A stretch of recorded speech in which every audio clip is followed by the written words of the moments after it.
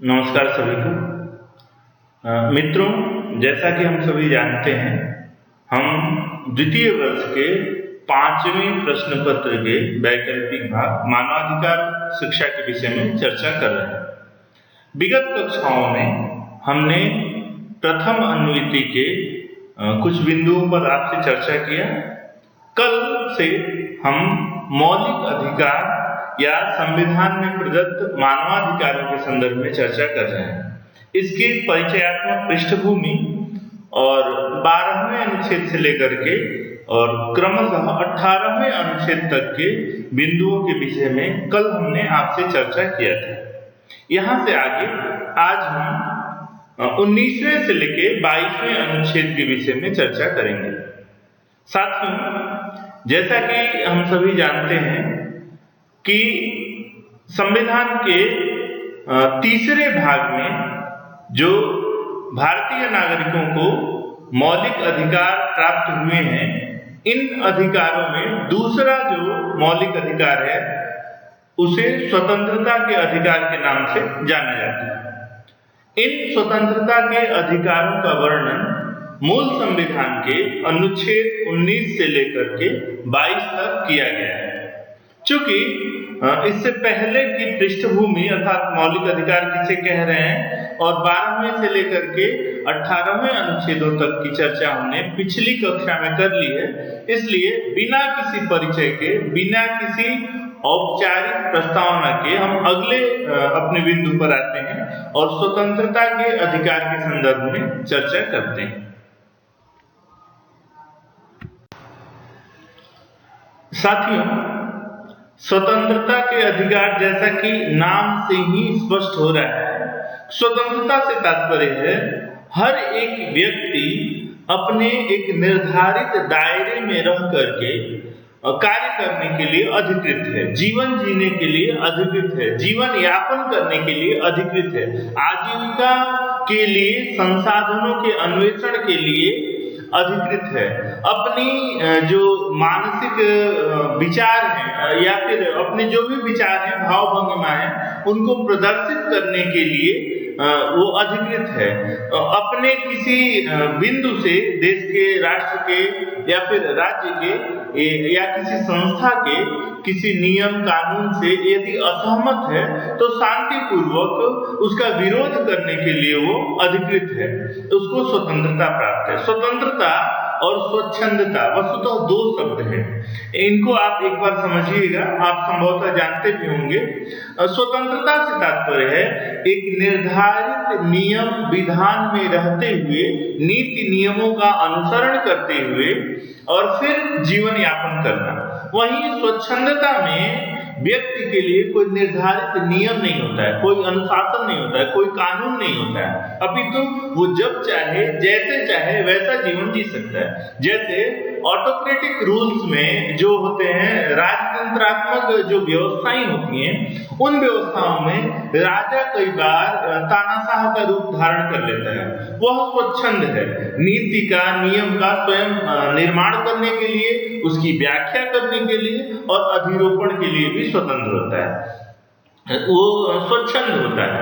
वहीं स्वतंत्र शब्द जहां पर आएगा, स्वतंत्रता का अर्थ ही है किसी नीति में, नियम में आबद्ध होकर के नियमानुसार कार्य को प्रगति पर ले आना, नियमानुसार कार्य संपादित करना।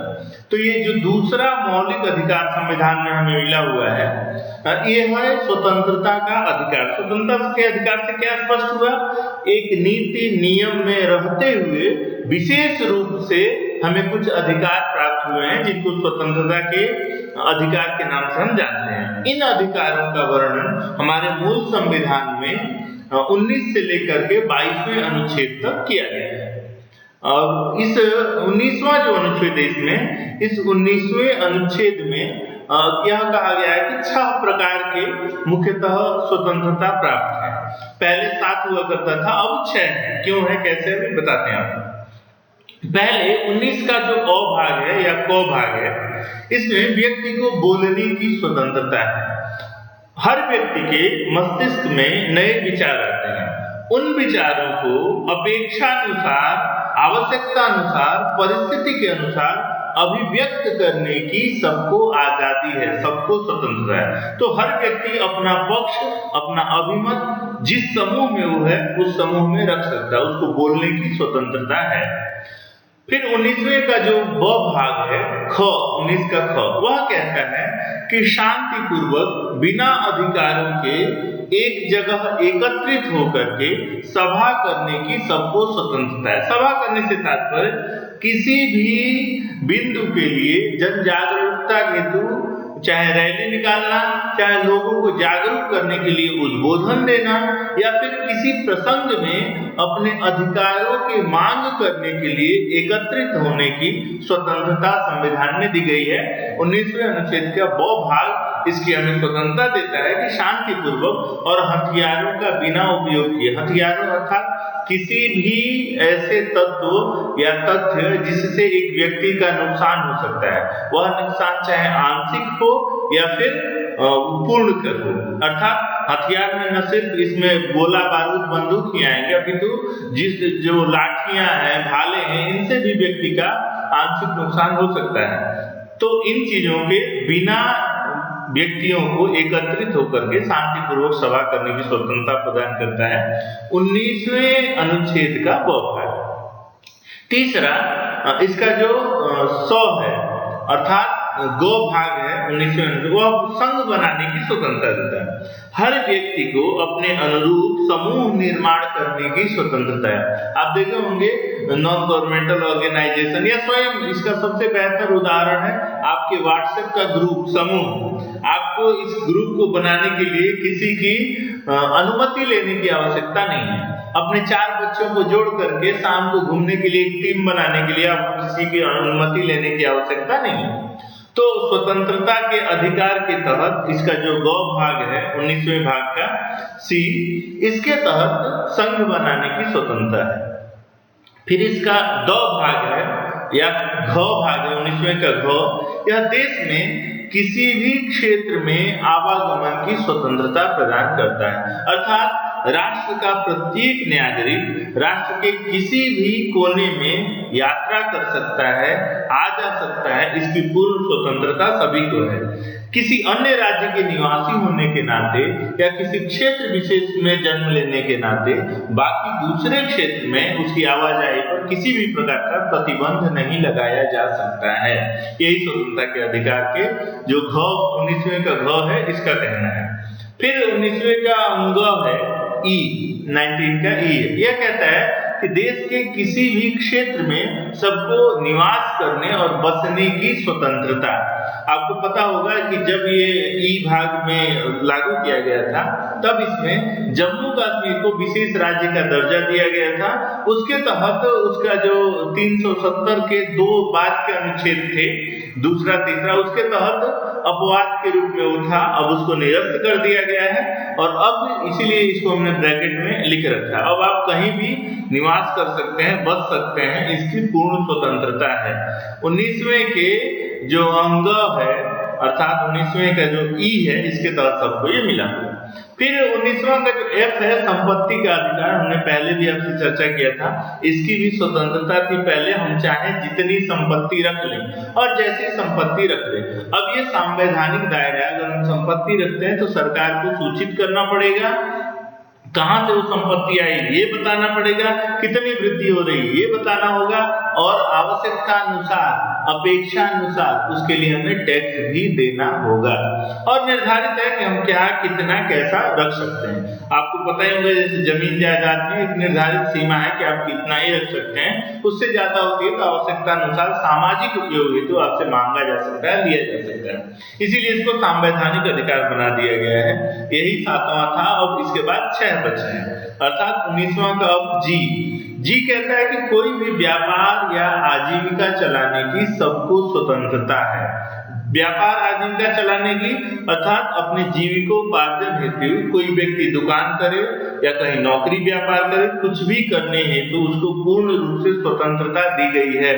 किसी भी क्षेत्र के आवासी होने के नाते या किसी अन्य क्षेत्र में रहने के नाते उसको इससे वंचित नहीं किया जा सकता। तो कुल मिलाकर के स्वतंत्रता का अधिकार है। यह कहता है कि नियम में आबद्ध रह करके, नियम को फॉलो करते हुए, मानते हुए फिर व्यक्तियों को इन स्वतंत्रताओं का अधिकार मिला हुआ है। इसमें एक चीज का ध्यान रखना है, एक प्रेस की स्वतंत्रता है।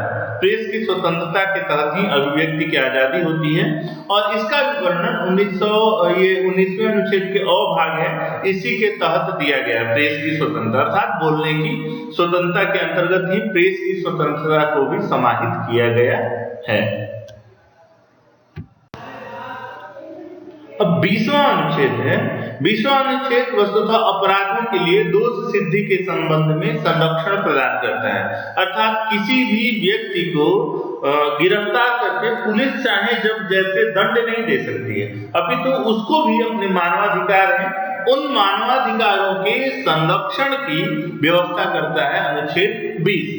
और किसके लिए? अपराधों के लिए दोष सिद्धि के समय, जब तक उसका दोष सिद्ध नहीं हो पाता है तब तक उसको अपराधी घोषित नहीं किया जा सकता। उसके लिए कुछ 3 प्रकार की उसको स्वतंत्रता मिली हुई है। कौन सी 3 प्रकार की स्वतंत्रता? ये ध्यान रखिएगा, अनुच्छेद 20 के अंतर्गत जो कि मौलिक अधिकार में समाहित है, और यह मौलिक अधिकार में भी स्वतंत्रता के अधिकार के तहत है। अनुच्छेद 20 इसके तहत जो दोष सिद्धि के संरक्षण के लिए 3 प्रकार की स्वतंत्रता व्यक्ति को मिलता है।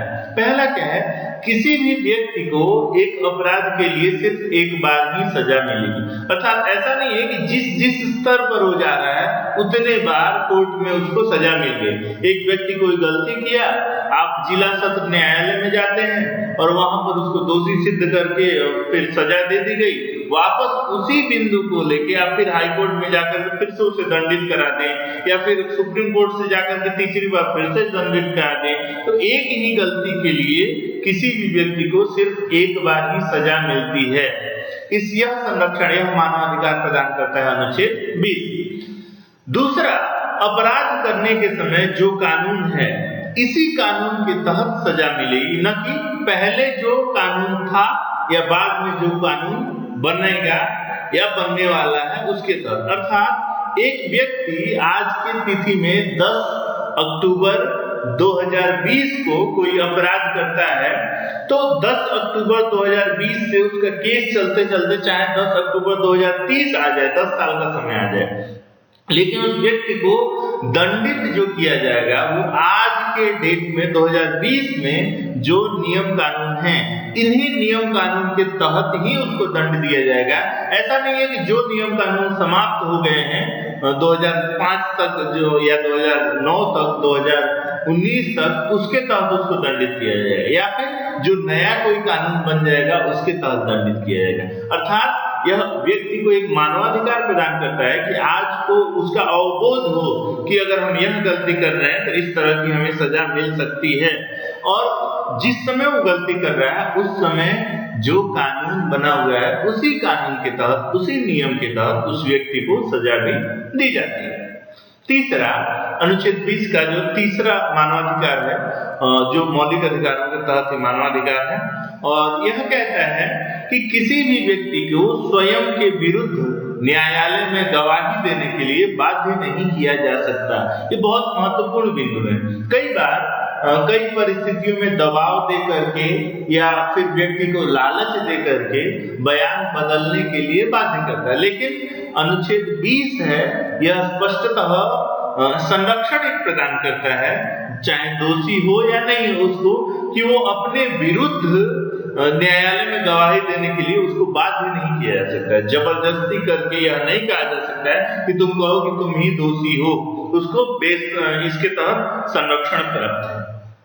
ठीक है, तो 1920 यह अपराधों के जो दोष सिद्धि है इसके संबंध में व्यक्ति को संरक्षण देता है, और 3 प्रकार के उसको यह मुख्य स्वतंत्रता मिलती है।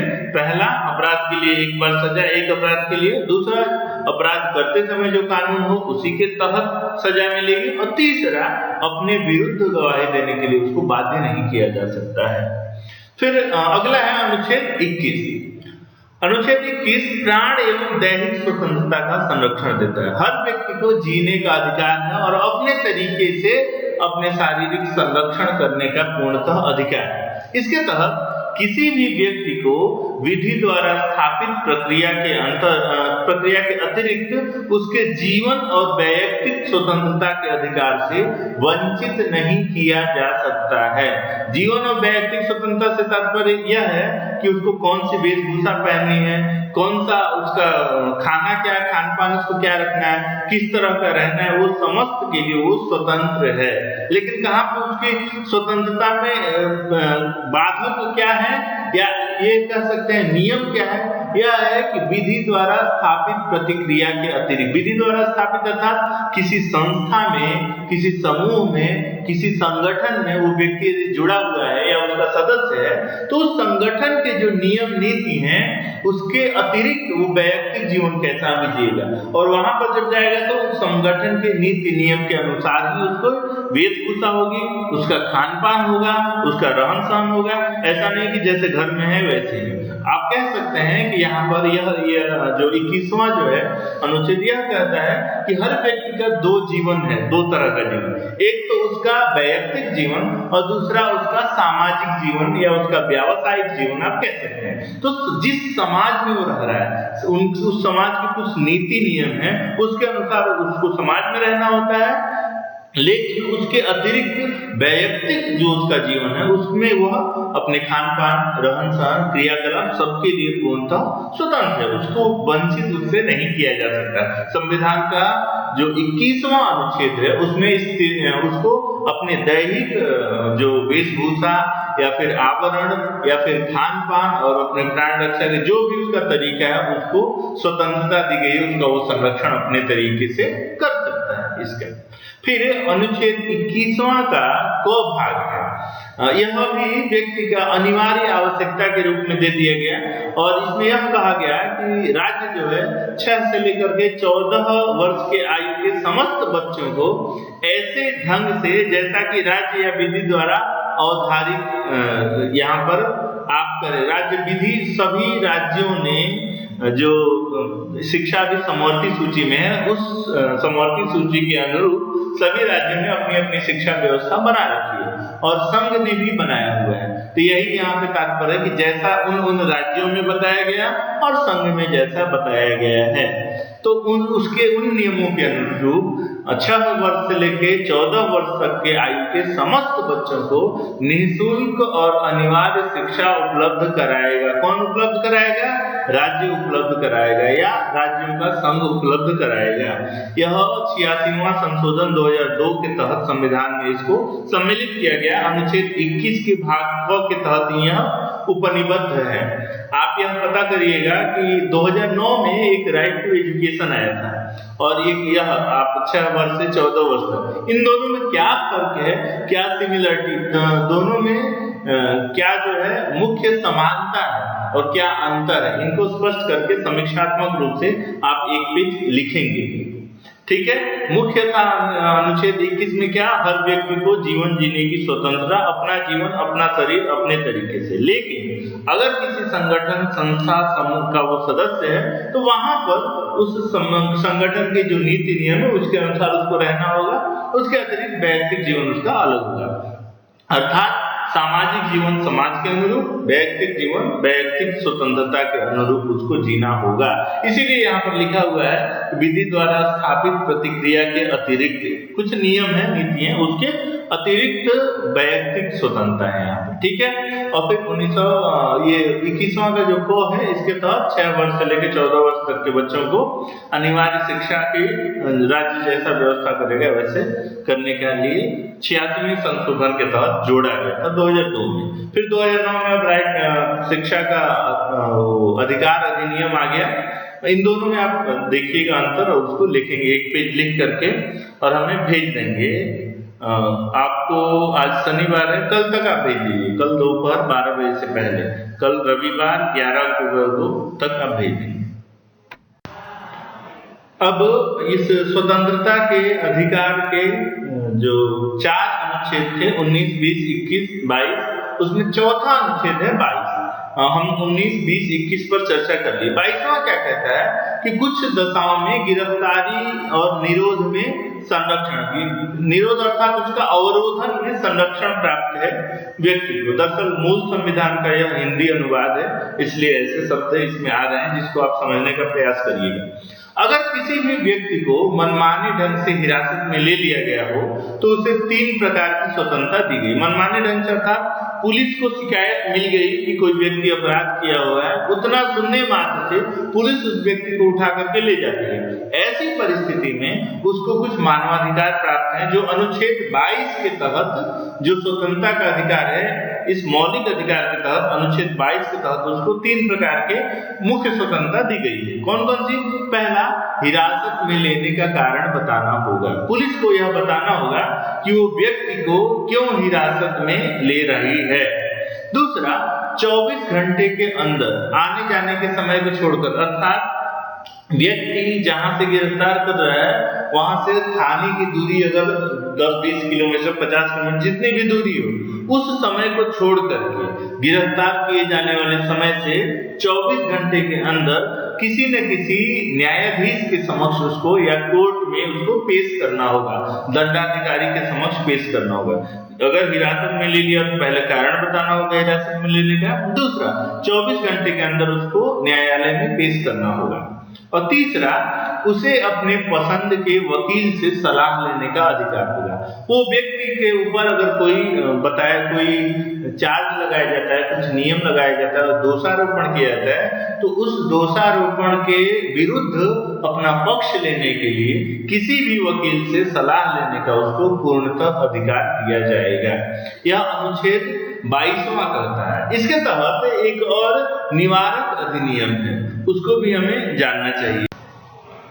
ये जो निवारक निरोध है, यह जो 22वां अनुच्छेद है, इसके खंड 3, 4, 5 तथा 6 में और उसके संबंधित अन्य प्रावधानों का उल्लेख इसमें किया गया है निवारक निरोध में। निवारक निरोध क्या है? निवारक निरोध कानून के अंतर्गत किसी भी व्यक्ति को अपराध करने से पूर्व ही गिरफ्तार किया जाता है। एक तो स्पष्ट निवारक निरोध क्या है? निवारक अर्थात उस अपराध करने से पूर्व उसका निवारण करना, उसको गिरफ्तार करके अपराध से बचा लेना, इसी का नाम है निवारक निरोध। ये निवारक निरोध कानून है और यह जो व्यक्ति का ये 22वां अनुच्छेद मिला हुआ, 22वें अनुच्छेद के तहत जो अधिकार मिले हैं, इसी के अनुरूप इसका उपयोग होता है। जैसे 3 प्रकार के मूल अधिकार मिल रहे थे। पहला क्या? किसी की व्यक्ति की गिरफ्तारी हो रही है तो उसको कारण बताना है। दूसरा क्या? अगर गिरफ्तार कर लिया तो 24 घंटे के अंदर उसको न्यायालय में पेश करना है। तीसरा क्या? अपने अनुकूल वकील रखने का उसको स्वतंत्रता है। इसी के अंतर्गत फिर अगला बिंदु इसमें है निवारक निरोध चौथा, अर्थात किसी व्यक्ति को अपराध करने से पूर्व भी यदि सूचना मिलती है तो गिरफ्तार किया जा सकता है। इस निवारक निरोध का उद्देश्य व्यक्ति को अपराध के लिए दंड देना नहीं है, बल्कि उसे अपराध करने से रोकना है। वस्तुतः यह निवारक निरोध जो है, यह राज्य की सुरक्षा, लोक व्यवस्था बनाए रखने या भारत संबंधी कारणों से हो सकता है। जब किसी व्यक्ति पर निवारक निरोध की किसी विधि के अधीन गिरफ्तार किया जाता है, तब उस व्यक्ति के लिए भी कुछ नियम है। किसी व्यक्ति को निवारक निरोध की किसी विधि अर्थात किसी नियम के अधीन गिरफ्तार किए, इसके अन्य कई व्याख्या हैं, कई नीति नियम है कि कब किस स्थिति में किसी को गिरफ्तार किया जाए। उदाहरण के लिए आप जानते हैं, कोई व्यक्ति कहे कि यदि हमारे मांगों को नहीं माना गया तो हम इस जगह पर जाकर के प्रदर्शन करेंगे, रोड जाम कर देंगे, रेल का चक्का जाम कर देंगे। इस तरह की स्थितियां आप समाज में देखते होंगे। व्यक्ति को, पुलिस को यदि पता चल जाता है तो समय से पूर्व पहुंच करके आवागमन को बाधित न हो, इसलिए उस व्यक्ति को गिरफ्तार कर सकती है, नजरबंद कर सकती है।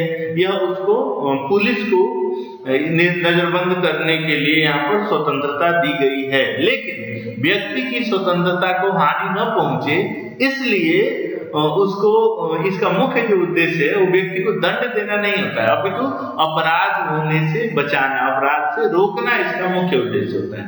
ऐसी परिस्थिति में यदि गिरफ्तार कर भी लिया गया, निवारक निरोध अधिनियम की किसी भी धारा के अनुरूप किसी व्यक्ति को यदि गिरफ्तार कर लिया गया, तब सरकार ऐसे व्यक्ति को केवल 3 महीने तक ही जेल में रख सकती है।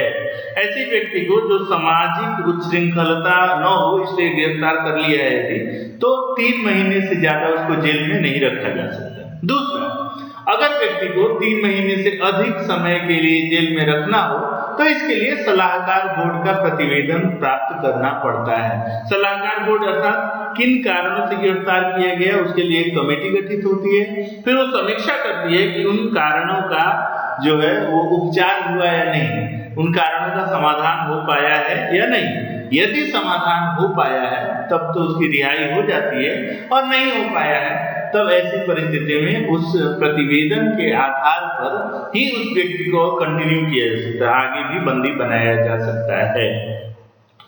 फिर दूसरा उसका अधिकार क्या मिलता है, इस प्रकार के निरुद्ध व्यक्ति को यथाशीघ्र निरोध के आधार पर सूचित किया जाएगा, लेकिन जिन तथ्यों को निरस्त करना लोकहित के विरुद्ध समझा जाएगा उन्हें प्रकट करना आवश्यक नहीं होगा।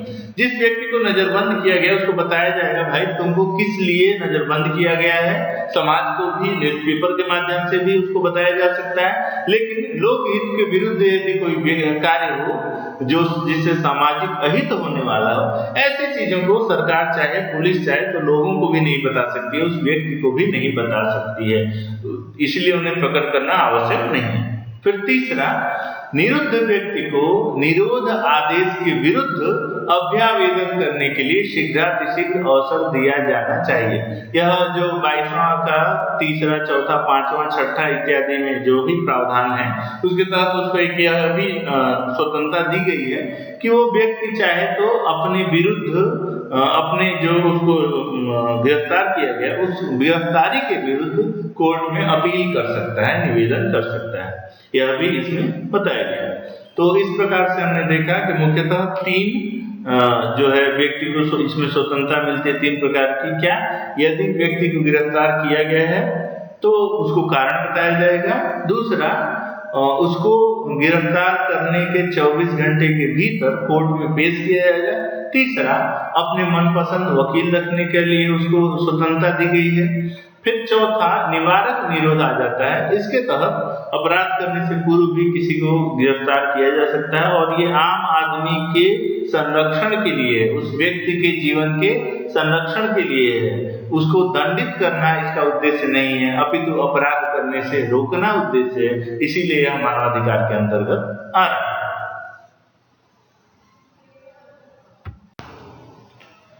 तो साथियों, इस प्रकार से मैं समझता हूं कि आप स्वतंत्रता के अधिकार के तहत आने वाले इन 4 अनुच्छेद 19, 20, 21 और 22 को अच्छी तरह से समझ पाए होंगे। फिर भी यदि आपका कोई प्रश्न रहता है, कोई जिज्ञासा रहती है, तो आप हमें बता देंगे, आप व्हाट्सएप से बता सकते हैं या फिर हमें इस कमेंट बॉक्स में भी लिख करके सूचित कर सकते हैं ताकि हम अग्रिम कक्षा में आपसे चर्चा करें। और आज के लिए आपका जो होमवर्क है, गृह कार्य, वो है अनुच्छेद 21 क के तहत जो शिक्षा के अनुरूप शिक्षा के अधिकार अधिनियम 2009, 19 के 21 क में क्या था, 6 से लेकर के और 14 वर्ष तक के बच्चों को अनिवार्य शिक्षा दी जाएगी, यह था। और एक शिक्षा का अधिकार अधिनियम 2009 बना। इन दोनों को में आप साम्यता वैषम्यता को रख करके इस शिक्षा का अधिकार अधिनियम 2009 को परिभाषित करेंगे अपने शब्दों में। आपको न्यूनतम 1 पृष्ठ में इसको लिखना है, बताना है। कल दिनांक 10 अक्टूबर 2020 को रविवार को दोपहर तक आप 12 बजे तक हर प्रहाल में अपना भेज देना प्रतिवेदन। और आपका ये जो लेख हमें प्राप्त होगा व्हाट्सएप ग्रुप में प्राप्त होगा, उसी के आधार पे हम आपकी आज की उपस्थिति की गणना करेंगे। कई ऐसे बच्चे हैं जिन्होंने गृह कार्य नहीं किया और बाद में क्षमा प्रार्थी हैं, लिख कर भेज रहे हैं। आप ऐसा न करें, आपकी किसी भी क्षमा का के लिए हम नहीं हैं, आपको क्षमा करने और दंडित करने के लिए। बस आपसे यह अपेक्षा है कि आप अपना कार्य समय से करें। धन्यवाद। फिर मिलते हैं इसी के साथ अग्रिम कक्षा में।